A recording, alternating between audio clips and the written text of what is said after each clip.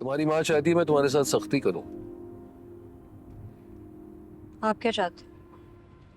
बेटा मैं जानता हूं तुम्हारी मेंटल हेल्थ बहुत फ्रेजाइल है, लेकिन मैं तो बस यही मशवरा दे सकता हूं कि आयरा प्लीज 2 मिनट के लिए, मतलब इत्मीनान से बैठकर एक बार सोच लो।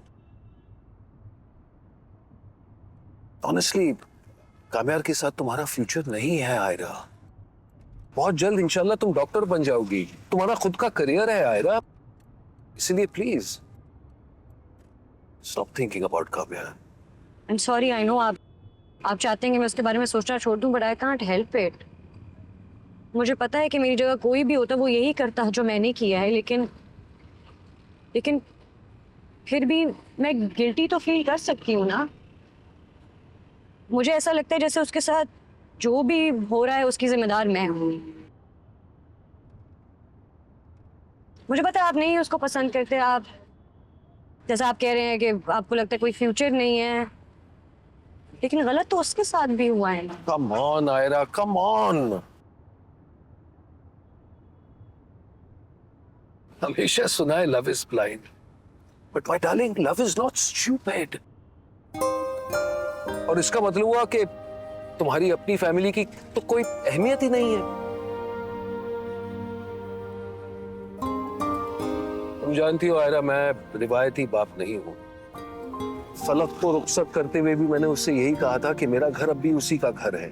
खुदा ना खास्ता उसे किसी भी चीज की तकलीफ हो तो बेझिझक वापस आ सकती है।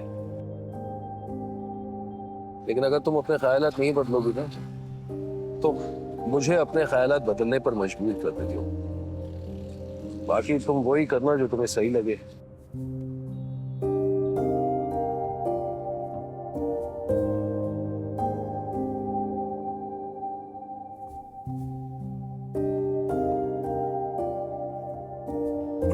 थैंक यू सर, ये पहना दूं आपको?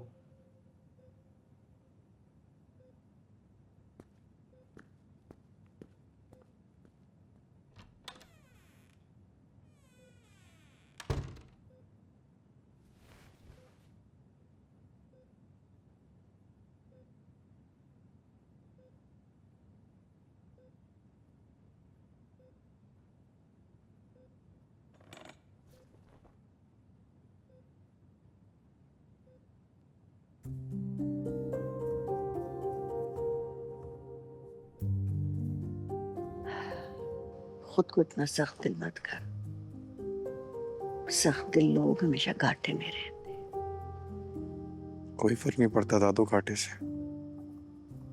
पड़ता है बेटा, इसीलिए कह रही हूँ कि जिद मत कर, जिंदगी आसान कर ले अपने लिए।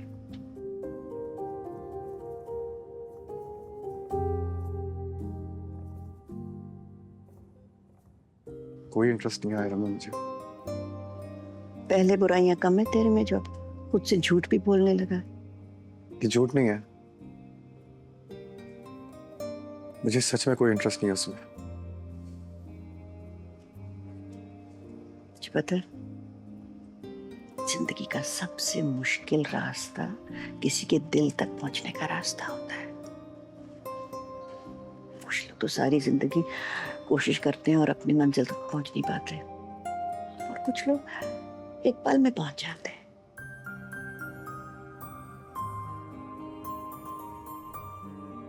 तेरे दिल में सिर्फ आयरा रहती है। खुद से मत लड़। और उसने जो मेरे साथ किया है, क्या करूं, बोल जाऊं उसे? तो याद करने से भी तो सिर्फ तकलीफ होती है ना। बेहतर है कि भूल जा। जिद से क्या फायदा। जिद नहीं है दादू, जिद तब थी जब उसको पाना था। को बदला था उस जिद के लिए मैंने, फिर अब दिल नहीं मानता। मगर उससे कई ज्यादा उसकी दीवी खराशें हैं, वो खराशें कभी नहीं भर सकती।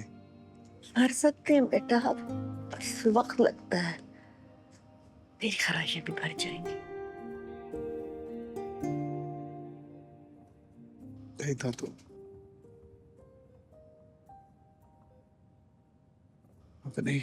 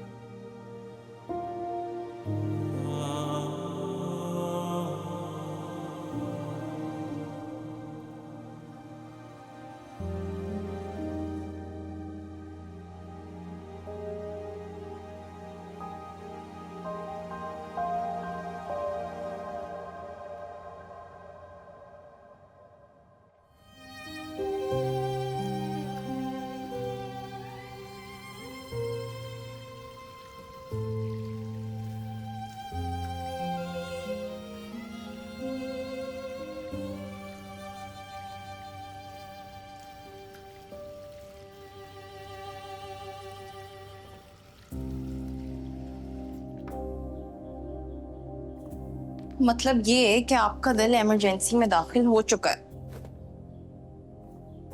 समझ ही नहीं आ रही यार। तुमने अगर एक भी कदम कामयार की तरफ बढ़ाया तो अंकल तुम पे सख्ती करेंगे। और लेट्स सपोज अगर तुम्हारी कामयार से बात बन भी जाती है तो तुम्हारी फैमिली तुम्हें डिसोन कर देगी। तो तुम्हें फौरन पीछे हट जाना चाहिए।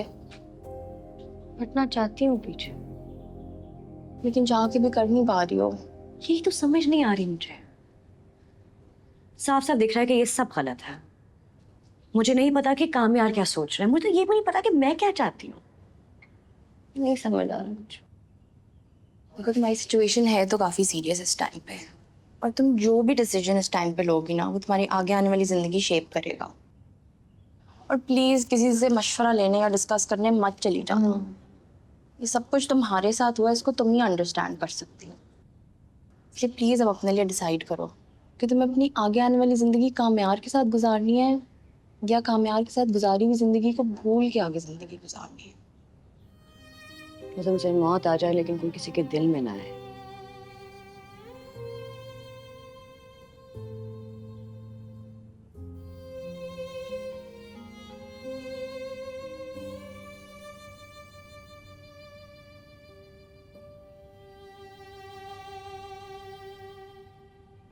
आप बिल्कुल टेंशन ना लें, रिपोर्ट्स बिल्कुल ठीक आई हैं। एक आध दिन में डिस्चार्ज कर देंगे।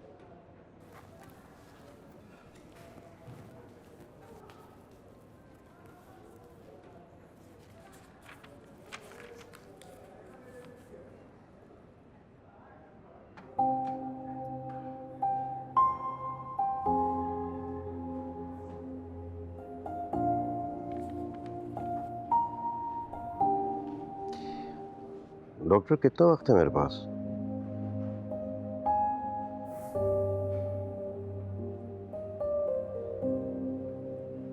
नहीं, आप टेंशन नहीं लें, आप बहुत जिएंगे।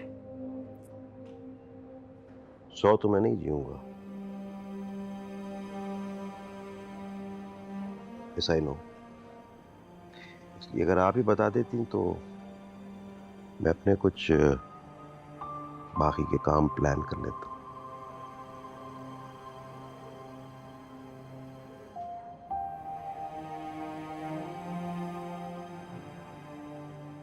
सात आठ दिन तो मरने की फॉर्मेलिटी में लग जाएंगे। मतलब एक दिन मैं निढाल होकर गिर पड़ूंगा इसी बेड पर, 2-4 दिन।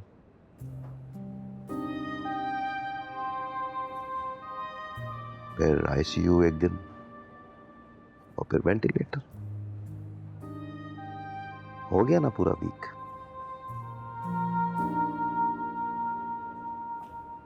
आपको डर नहीं लगता ऐसी बातें करते हुए? डर ही तो लग रहा है। लोग समझेंगे बीमारी से मर गया हूं मैं। सिर्फ मुझे पता है किसी को दुख देने के दुख से मरा हूं।